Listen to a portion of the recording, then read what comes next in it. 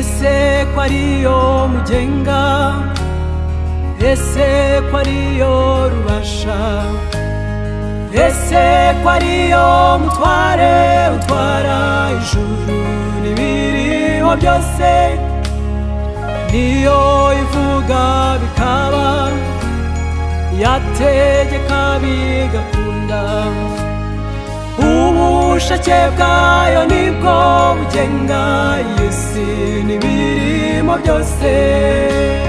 Ndumva nshaka kuyishima no kurangurura nyiribaza, uko nikose niyo nta na kimwe njye nakwishoboza.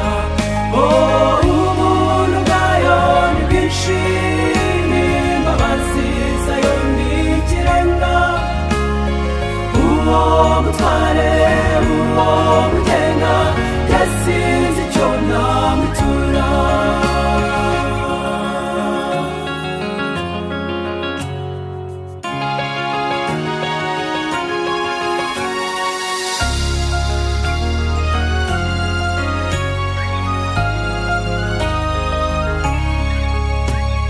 Ese kutanga ubuzima, ese kutanga ubugingo, ese kutanga amahoro, abantu bakaryama bakanabyuka, imbaraga dukoresha tuzikomora kuri yo.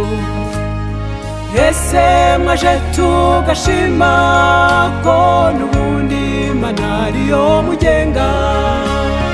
Ndumva nshaka kuyishima no kurangurura nyiribaza, uko nikose niyo nta na kimwe njye nakwishoboza.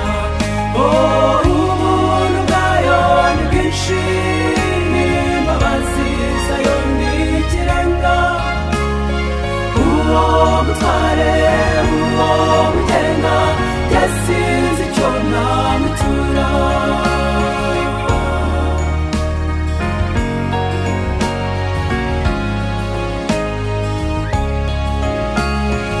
Ese ko n'ubundi byose bizagira iherezo, mwaretse ubuzima dufite uyu munsi tukawutura Imana, kubaho kwacu mu isi bikayihesha ikuzo, iminsi dusigaje kubaho ikaba iminsi y'amahoro. Ndumva nshaka kuyishima no kurangurura nyiribaza, uko nikose niyo nta na kimwe njye nakwishoboza.